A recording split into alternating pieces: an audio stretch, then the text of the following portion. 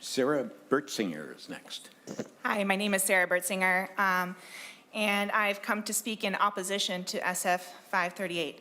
As you know, this country is a constitutional republic made up of individuals and sovereign states, meaning that we, the people, elect leaders who govern within the confines of our Constitution. The Constitution was drafted not to limit people, but government. In their wisdom, our founders knew ultimate power ultimately corrupted, which is why every effort was made to localize and limit government for better transparency and accountability. Again, as you know, in the Electoral College system, each individual state combines the number of US senators and representatives to get their total electoral vote. In Minnesota, we get 10. So how are we going to award these 10 votes? Give them to the most popular candidate nationwide, or follow the concept this nation was founded on, local, limited control, where local individuals know the issues at hand and vote accordingly? If we were truly to follow our nation's founding concept, each congressional district would award their vote to whichever candidate won in said district, and only the 2 Senate votes would go to the state popular vote. Instead of promoting our local voice to be heard, this national public vote runs in the exact opposite direction. The national popular vote awards preference not to individuals, but to the collective, to areas where there is high dense population. This bill would disfranchise much of our country in preference to high populated states. We have 10 votes, and we need you to protect our voice and our statehood. As a child, I had the opportunity to grow up in a number of West African countries, mostly in Cameroon. I loved living out in the bush. The people are amazing, hardworking, and resourceful. Community was everything, because it's all we had. All too often, the governments in and around where I lived put the preference of the populated cities above the needs of those living out in the bush. The people I lived among were forgotten by their government because there was no representation provided. The popular over the minority is what I witnessed. This is why I value our country, our state, and our Constitution so much. America was founded on hearing the voice of the people across the state and the country. America was founded on localized governance. What I find disturbing is this push to centralize government and elections. The National Popular Vote movement does not give fair or equal representation to America as a whole, but rather centralizes voice and power to will of those living in a few megacities. The interests and needs of most of America will be ignored, including Minnesota. You were elected to represent, protect, and uphold the voice of this state. The National Popular Vote goes in direct violation to state rights.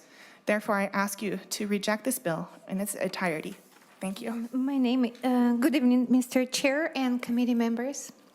My name is Lena Niehoff. I'm a registered nurse from Rochester, Minnesota. I testify in opposition to Bill 538. Our founding fathers designed the Electoral College to protect the voices of we, the people. They created the constitutional republic, not democracy. We are constitutional republic. It's a form of government where all power resides in we, the people. The Electoral College system upholds our constitutional republic and ensures that the voices of all 50 states are heard when choosing our president or vice president. And it discourages voter fraud and centralized control over elections. Bill 538 blatantly disregards the Constitution of the United States. It forces the states to disregard the vote of the people and choose president and vice president based on the national popular vote. National popular vote system is designed to bring centralization of power over voting. Other thing is, it's called the communism. Centralized power was the biggest concern of our founding fathers. I would like to quote John Adams, "To expect self-denial from men when they have a majority in their favor, and consequently power to gratify themselves, is to disbelieve all history and universal experience, is to disbelieve revelation and the word of God, which informs us the heart is deceitful and above all things desperately wicked." Jeremiah 17:9. there is no man as blind as not to see that to talk of founding a government upon the supposition that nations and great bodies of men, left to themselves, will practice a course of self-denial, is either to babe like a newborn infant or to deceive like an unprincipled impostor. That's the wisdom from our founding fathers. I ask you to vote no on the bill. Larson from Rochester, Minnesota. Pleased to be here today. We've heard, actually, our country, our government, referred to as the greatest democracy in the world, but then many have also said our constitutional republic. And there is a difference. There's a real difference. But for even our Secretary of State to say the greatest democracy in the world causes me some concerns, because that's very fundamental. We have a constitutional republic given to us by our forefathers who had seen Europe destroyed by centralized power and ruined through endless wars. And at a point in time, they came over to a new land. They were very wise, and they designed something for us to make it as much strong as possible to resist tyranny. But they also had the wisdom to know it would be a battle. And the founding fathers said, we've given you a constitutional republic if you can keep it. And it's been under attack since day one. As senators, I believe you have all taken an oath to the Constitution to uphold it. And I think that's good that you have done that. But it's important to know how crucial our Constitution is and that we are a republic. Where is it in the educational system today? The federal curriculum, which everyone can choose or reject, but if you want the funding, you take it. And generation after generation has been produced that doesn't have a clue even what it is. It's not mentioned at all, or much of the early history of our country. That is a big concern to me. So I think it's very important to realize on the surface what looks good might not really be good, and it's very important before changing something clearly put in the Constitution to know why it was put in there that way.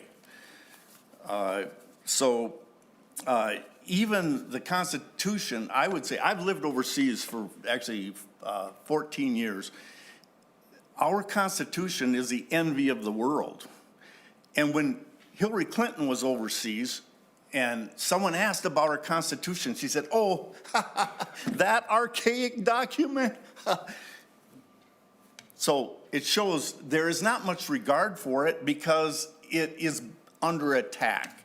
So anyway, I just encourage you all to see the big picture. My name is Ray Parker. I'm from Rochester, Minnesota, and I'm here to voice my opinion against SF 538, the bill that will take away state rights, state voices, and the voices of small rural areas and small communities, and will nullify the state popular vote. Taking away the Electoral College, or at least overrunning the Electoral College by signing a pact with other states within whom all have differing laws for voting. Laws such as early voting, registering to vote or not, who qualifies for the ballot, felony voting, absentee mail-in voting, non-citizen voting, underage voting, dead people voting, unsecured voting, differing recount thresholds, all that can lead to voter fraud with no say in how to protect our vote. This bill takes away the sovereignty of our state and the voice of its people. The Electoral College, although flawed, is the best option for us, not the national popular vote. The national popular vote would cater only to the large cities throughout the country, leaving rural areas and states with low populations at a disadvantage and never getting proper representation or even a vote that will be heard. We don't need a monopoly on votes, and that is what the national popular vote would give us. The state has its popular vote when the people of our state vote for the candidates they want. Then the electoral vote goes to that popular candidate, not to the candidate that won popular vote in Texas or California or New York or others, but for Minnesota. Then each state has their say on what their populace wants and gives their electoral college vote for that candidate. This is as fair as it gets. We declare our own voting laws. We vote for the candidate that the majority under fair and safe elections has declared the best. Hopefully all can understand this voting freedom. Vote no to SF 538. Vote no to MPV. Thank you, Mr. Chair. Casey McGregor, Rochester. I'm here speaking against SF 538. This is theft. Theft of the voices of Minnesotans. In Minnesota, we have 87 counties. In the 2022 governor election, on the election map, 13 counties are blue, 74 counties are red, yet the DFL is in control. This is popular voting. 39.5 million in California versus 5.71 million in Minnesota, per the last census. Minnesota would lose their voice to other states, just like 74 counties here in Minnesota. No amendments, no compromises on bills. The people in red counties are already living in this nightmare. I don't understand why either team, red or blue, you'd want to lose your voice to California, Texas, and Florida, the top 3 in population census. Why would you want this for Minnesota? Please vote no on Bill SF 38. It is the theft of voices of all Minnesotans. Thank you, Ms. Thank you, Mr. Chair. Thank you, Senators. I'm from Cannon Falls, Minnesota. Why are we here? We're here to discuss a bill that will subsequently, if approved by enough states, will potentially take away the voices of the majority of Minnesotans on who they desire to serve as our President, Commander in Chief. Why are we here? We're here for a bill that, if approved by Minnesota and enough other states equaling 270 electoral votes, will fundamentally alter our country to the very core. When I, my neighbors, my family members go to the polls in November to elect the president, if Minnesota decides as a state that we want this president, but more people in larger population states, as have already been mentioned, California, New York, Texas, Florida, want a different president, also played by a different set of election rules, our voices in Minnesota, and especially all the smaller states, will have been null and void. Why are we even considering this? Our founders feared the tyranny of the majority. When this bill is proposing exactly what our founders did not want, a law where 51% could control the 49%, where the heaviest populated states ruled. They realized the tremendous importance everyone's voice is to build a country of the people, by the people, and for the people. Every American's voice counts. We will not tolerate being silenced in our voting booth for our president. The fact is, this is what Great Britain was doing when our country was founded, and we did not tolerate it back then, and we will not tolerate it today. This bill is not progress, it's regress. But that's why I'm here today, to remind you of what has worked for over 247 years and what has not worked from where we came from, Great Britain. Thank you for your time. Members of the committee, my name is John Wilcox, and I come from Cannon Falls. I stand here in opposition to Senate Bill 538. As a student of our nation's history, I am fascinated by our founders' knowledge and foresight. Each of them brought a passion and zeal to the floor where issues were often tirelessly worked through. One thing stands out among those debates, and that was their unwavering defense of liberty. That any article, any resolution, or amendment must safeguard the rights of every citizen. As representatives, they had to take a stand against anything that presented itself as a threat to those liberties. When I examine the current issues facing our state legislature, I am concerned that a direction is being set forth that appears to ignore the potential devastating effects of this bill. I suggest that this is because we are a people that have not lived under the oppressive taxation or power yielded by a single power, as did our forefathers. As such, they established safeguards that would protect the states against an individual or group of individuals from forcing their will upon the masses. Such was the case with the strategy and implementation of the Electoral College.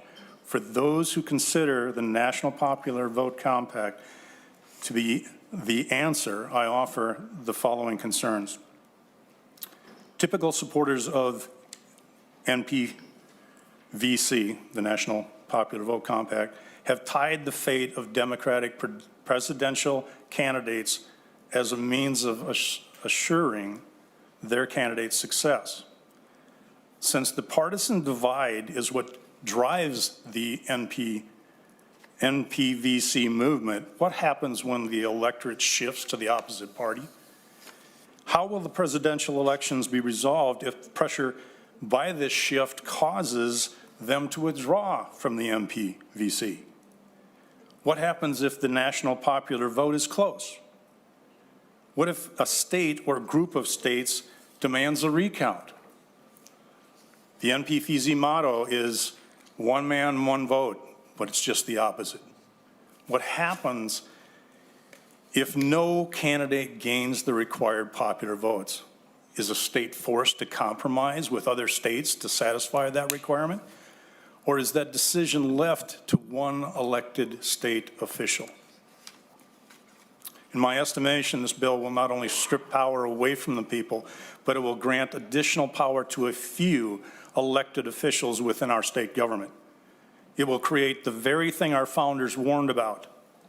Such power goes against our founding principles, and rather than have a representative government, will move us toward mob rule.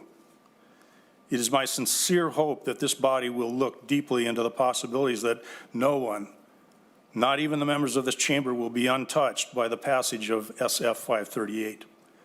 In my opinion, Minnesota will become a flyover state.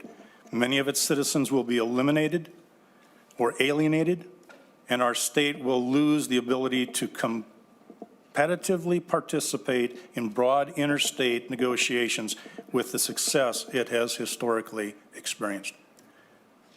That's my comments. Thank you for your time.